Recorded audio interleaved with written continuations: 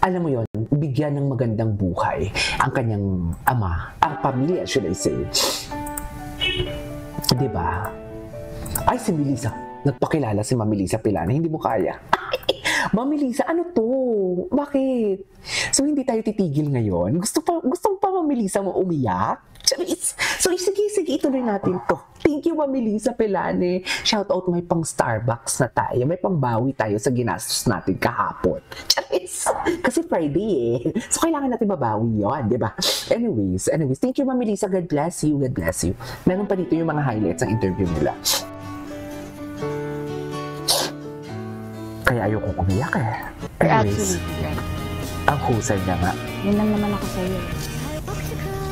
Tagahanda ng isusunod na. Grabe yung shifting emotion niya. Yung pagkain mo? Grabe shifting na siya, no? Ang subtle ng shifting niya. Tagasalo ng mga problema mo. Transition totally nag-ano. Kaya hindi mo ko nire-respeto. Kasi I was meant for your time.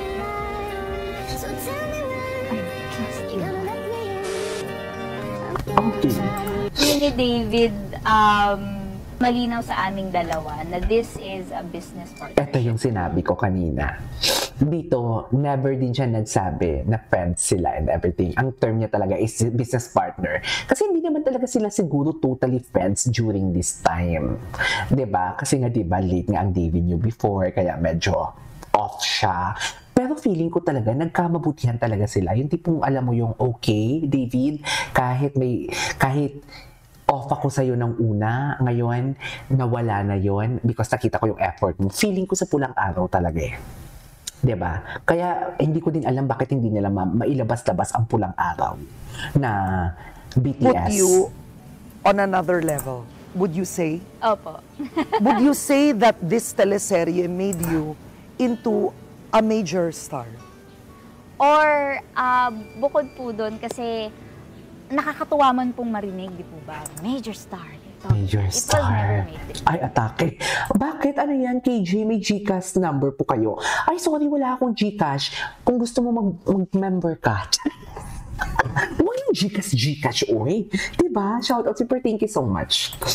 Hindi na kailangan. Ano ka ba? Wait lang. Ulitin natin to. Put you on another level, would you say? Opo. Would you say that this teleserye made you into a major star? Or bukod po doon kasi nakakatuwa man pong marinig, di po ba? Major star. It was never my dream.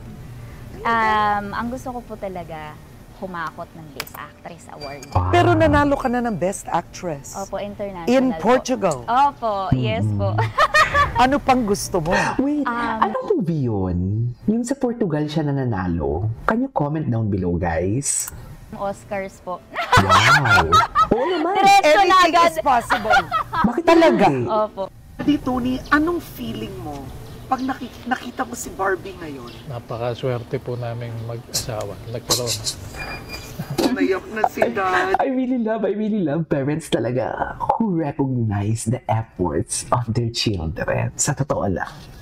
Napaka soft-hearted ko talaga dyan. Parang alam mo yung oh my God, sinalba mo kami, maraming salamat. Kasi parang nararamdaman mo kasi yung happiness din ng parents. Parang kung anong nararamdaman mo, for example, successful yung mga anak nila, tapos kasama sila, yung tipong kung anong nakakain na ng anak nila, ngayon nakakakain na din nila. Lalo na kung salat sa buhay sila before. Kasi parang wala silang childhood din or wala silang panahon, or wala silang, how do I say this? Sorry, nasipon ako. Wala silang moment na ganun din. You know what I mean? Wala din silang yung tipong masasabing healing my inner child. Kasi salat din sila eh. Di ba? Gaano kahirap noon ba para ang pamilya nyo ay maitawid nyo noon bilang padre de pamilya? Pagkahatid ko po sa school sa kanila, kailangan pumasada para may pambili ng lunch. Alas 4, gising na po ako kasi may mga pumapasok na po sa pabrika. Yun ang pasahero. Minsan po nagdadrive. Marunong din po ako mag-drive eh. Hindi sa tricycle. Family driver naman doon sa kaibigan ko. pumasok ako sa kumpanya niya. Parang nag-company driver. Para din sa kanilang magko-commute po araw-araw papuntang Makati. Nandun po yung service. Gets. Yung ate nagmana sa daddy, si Barbie nagmana kay Mami Ami. Gets. Magbabaon lang akong pandesal sa lunch.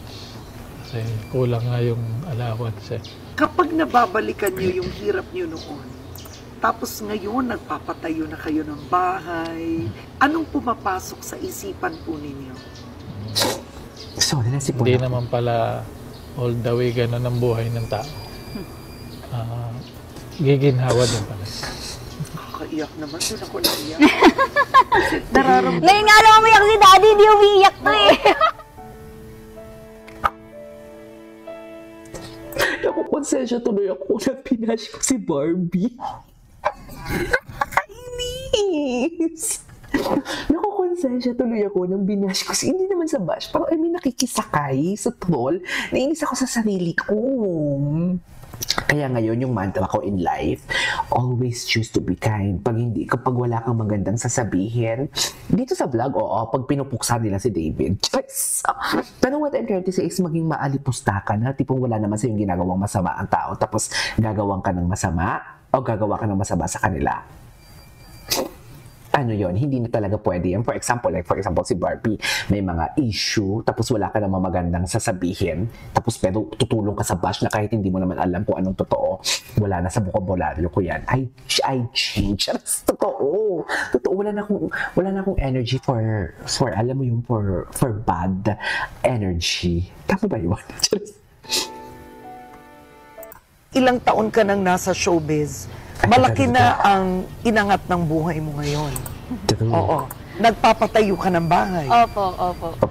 Grabe, kakaibang experience po yun dahil pinaubaya po sa akin ng parents ko yung responsibility talaga. Nakukonsensya ako talaga, Mami.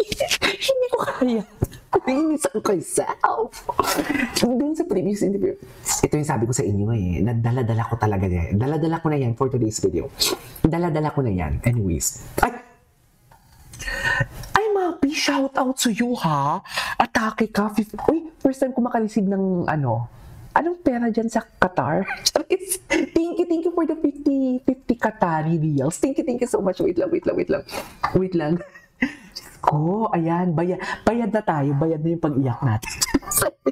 Thank you, Emma P. Maraming salamat. God bless you always. Pero maraming salamat sa iyo, sa mga viewers natin. Alam ko din naman from the fact talaga na ang mga views ko ang mga vlog ko talaga is something like hindi naman talaga mga bago. Alam mo yon, yung tipong basta lang talaga ma-update ang Barda and everything, gumagawa din na talaga ako ng content. Maraming salamat at nanonood pa din kayo. Pero patuloy ang pag-iyak natin. Bakit natigil sisihin nyo yan? Awayin nyo yan si Mapi P. Awayin nyo siya. Kasi nagbigay siya nawala ako sa wisyo. Nagbigay ng 50 Qatari reals. Tama ba? Reals ba? Anyways, thank you so much, ha. Maraming salamat, Emma P. Thank you. Anyway, tuloy natin to. Gusto niyo pa bang umiyak? Pa-press 1 nga ako kung gusto niyo pang umiyak. Diyos ko. Iyak na iyak tayo. November 1 na November 1, pinalaki silang magkakapatid ng maayos ba? Totoo, kaya nga nakukonsensya ako, Mami. Mami Shirley, nakukonsensya talaga ako. Totoo. Ako pa naman, di ba sabi ko sa inyo, pag nagagalit ako dito, lalo na pagdating kay Jim Panot, totoo lang, after that, nakukonsensya din naman talaga ako. Pero, deserve niya. KJ, magkasosyo ba sila sa negosyo ni David at Barbie? Hindi ko alam. So, sana hindi ko alam Pero, ang alam ko before, may plano sila, ha? Ang alam ko may plano sila, pero baka may tinatago sila. I don't know. Anyways, tuloy natin to. Ilang taon ka nang nasa showbiz, malaki na ang... Worth to stand si David and Barbie. Sinasabi ko sa inyo, sabi ko nga sa inyo, kahit real, kahit may kilig or walang kilig, may relasyon or walang relasyon, worth to stand sila. Tumigil lang talaga ako sa pag-reaction video ng mga kilig moments. Kasi hindi naman ako dito before. Di ba? Wala naman akong, hindi po mag-spill ako ng tea. Kasi that is not my mantra in life. Like, alam mo yung mag-spill ako dito ng